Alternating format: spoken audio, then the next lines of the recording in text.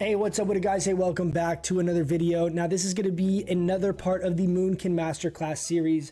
I'm not going to pull up the Excel for this one, but I am going to talk through some stuff and hopefully try to explain and illustrate to you guys how some of these stat weights interact with each other, and hopefully help you guys better be able to figure out your itemization moving forward into these later phases as we have some significant upgrades becoming available, and just a lot of really cool gear that we got coming up. So with that being said, let's go ahead and get into it. Now, I'm not going to be pulling up the Excel and going through this, but I am going to talk through this. It's going to be kind of, hopefully I can stumble through this and say it articulate and very concise so that it's easy to understand. So bear with me. Like always, I'll put timestamps down below on this stuff if you are trying to skip to any specific parts. Let's go ahead and start off with the TLDR aspect of this. If you're trying to just figure out how much crit is worth how much hit, worth how much spell power, and how to compare those items, I would say you want to have 1% hit is going to equal 1% crit is going to equal roughly 12 spell power. That's how I would compare those across the board. That again is a very general comparison, but that's a good way. That's kind of the basis that I use as far as comparing items to each other. If you have an item that's 12 less damage but has 1 additional % crit on it, it's basically going to give you overall roughly the same amount of DPS. Now, we're going to go into that more in depth because that's a very kind of a more involved topic to really compare things like spell power to crit, and it does change a lot as far as your consistency. So we're going to go over that, but I know some people just want the quick and easy get out of here now. 12 spell power, that's all I was trying to figure out. Now let's go through the actual stat weights. What's really significant when it comes to classic is that we have a lot of consumables and world buffs. What I would say is that the stat weights change dramatically when you have all of these additional consumables and things giving your character strength outside of your individual items. Okay, so let me kind of explain this another way. If we have 2 bottles, we'll use our cold brew bottle here to help illustrate this. On my right over here, we have your character stats. If this is all the way full, your character is completely best in slot, right? Think of this as like a progression bar, right? If you're completely best in slot, you're all the way full on this side. Now on this side, you have all of your consumables. You got flasks, you got elixirs, you got world buffs, you got mage oils, you got arcane intellect, right? You got all of these consumables and normal buffs that are things outside of your individual character, okay? So what you have is basically a balancing of strength between these 2 bars that are going to be kind of ever changing. Your character stats are not going to fluctuate that much, right? You're going to get an upgrade, it's going to boost a little bit. You're going to get another upgrade, it's going to boost a little bit. And this is going to stay relatively stagnant. This is what's going to fluctuate a lot because some weeks you're going to have Dark Moon Fair, some weeks you're going to have Onyxia buff, some weeks you're not. You're not going to have world buffs on some progression stuff, right? It's going to vary a lot. So I personally change my items of my character when I have this bar at different levels. Hopefully that helps illustrate it. I've tried to think of a bunch of different ways to try and illustrate this to you guys, to get you guys to think of it, but they're 2 in parallel power bars that you want to be kind of working off of each other. Now, a way that I do this, you guys will see sometimes if I pull up my character stats here, I have, for example, Band of Force concentration. This is a really good example for illustrating this exact point. I also have the double ZG rings, right? If I put on the double ZG rings, I lose spell power, but I gain 1% hit. If I put on Band of Force concentration, I'm going to lose that % hit because I don't have the set bonus, but I actually gain a little bit of spell power. Overall DPS, the comparison between this setup with the double rings, or if I run Band of Force concentration and Zanzil's Seal, is almost identical from an actual overall DPS output. But what I'm changing is I'm subbing out that spell power and increasing my spell hit, okay? Now, when I'm completely unbuffed, this is a very apples to apples comparison. I make the argument is that this is not changing my character power level bar at all, right? That's gonna stay stagnant here. But as this gets higher, as my world buffs and consumables level gets higher, hit becomes more and more valuable because every time I miss, I'm gaining 0 value from this entire bar of buffs. Okay? I'll say that again. Every time I miss, I'm gaining 0 value from Onyxia, I'm gaining 0 value from my flask, 0 value from my elixir. Every single miss, all of the stat weights that I'm getting from this side are completely voided, okay?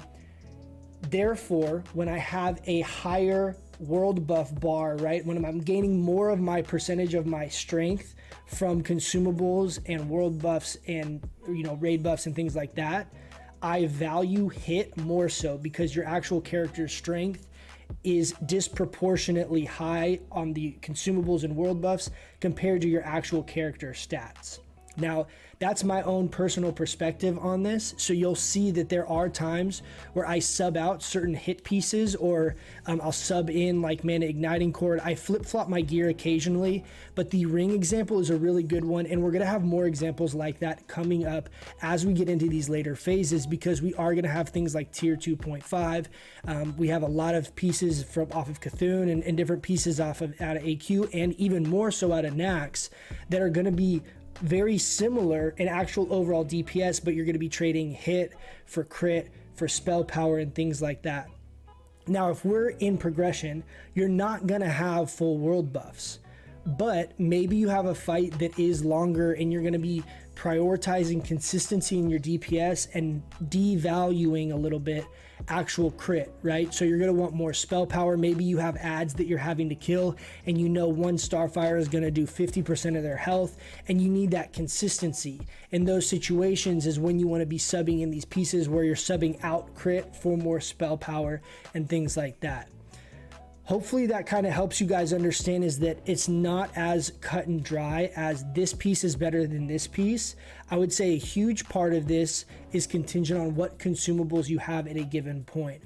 I would say that generally speaking, that 1 crit, 1 hit, 12 spell power rule is something that I use as a general rule of thumb when I am unbuffed with no world buffs. As soon as I start getting world buffs, the more consumes, flasks, things like that that I have stacking on my character's stats, I value more and more hit, because I can't get a hit flask, I can't get a hit world buff.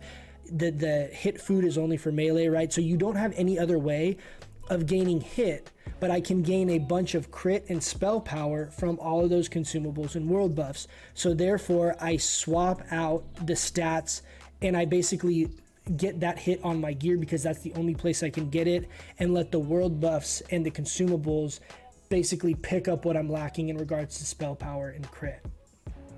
Now, hopefully that helps you guys when it comes to gearing for progression. Again, with progression, I personally value a lot more hit and spell power than I do over crit.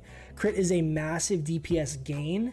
However, you end up having a big issue with consistency in your DPS, right? Because if you're sacrificing hit and you're missing somewhat often, right? If you're at 7 or 8% hit, it ends up getting kind of brutal, because you could have 3 or 4 misses in a row, not to mention potentially 3 or 4 fairy fires if you're on fairy fire duty, missing over the course of a fight. And that's a massive, massive DPS loss. Much more so than the couple times you get a couple lucky strings of crits and you have this little bump in your DPS gain. In my opinion, it's more important to have that consistency. You don't want to have to cast Fairy Fire more times than you need to, and things like hit are going to give you that consistency to do that, right? Now, I wanted to pull up my logs here real quick. This is from a couple weeks back, and I wanted to kind of show you guys, I think it's this pull up where you guys can kind of see this. So let's just do all kills here. So I wanted to show you guys to put this into perspective, right? Because another big part of this is that people say like, oh, 1% crit or 1% hit.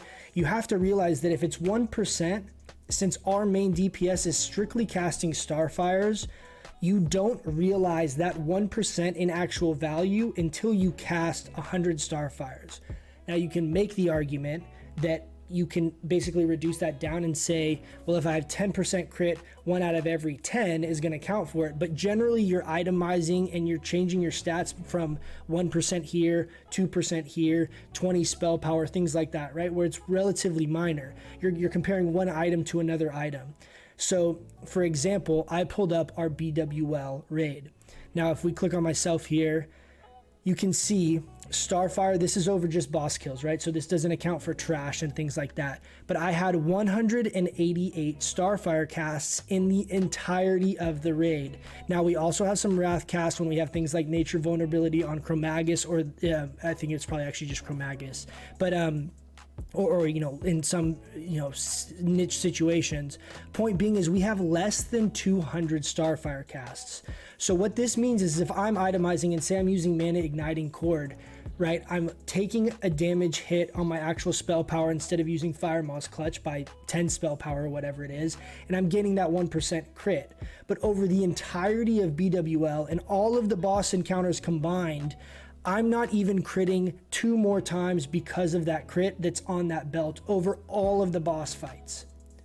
Okay, so what that means is that you're not actually necessarily going to realize that DPS value from that crit in an individual boss encounter.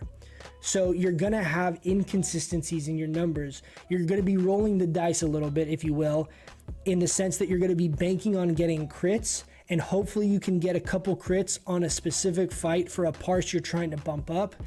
But overall, in the entirety of the raid, it's going to be relatively negligible.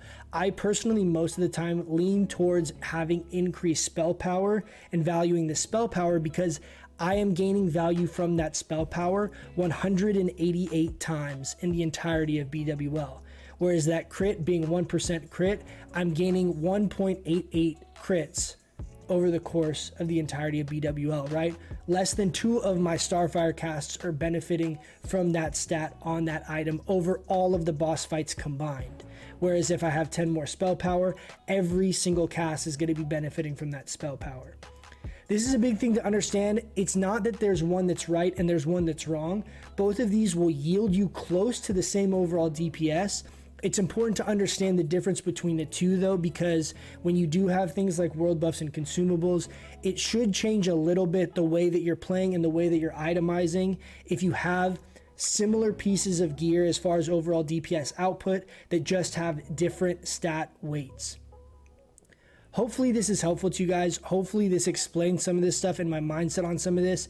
My game plan going into progression is really valuing hit over damage over crit. I'm actually going to be valuing crit the least.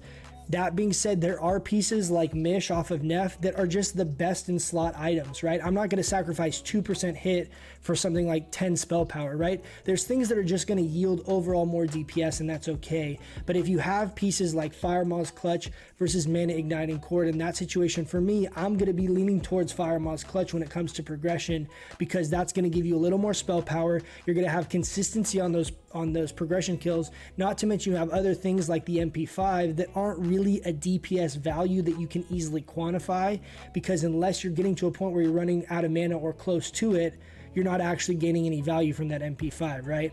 So I wanted to make this just to kind of go through my thoughts on gearing and itemization in general. Hopefully this helps you guys in some of your itemization. Let me know down below if there's any part of this that's confusing. This is kind of a lot of stuff to try and explain, and I hope I did a good job articulating that to where it's clear and you guys understand it.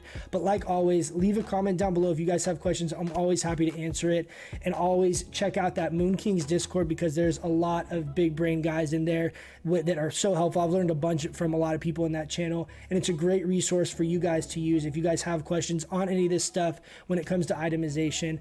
I will say it has been significantly harder to parse higher over the last couple months, and I love to see it. I love to see a bunch of people really pumping numbers and really trying to compete against each other on these parses, and it's been a lot of fun. So come join the Discord and hang out. Like always, too, catch us on Twitch. I'll have a link down below. If you guys have any questions, you guys can always catch my streams on Thursdays and Sundays.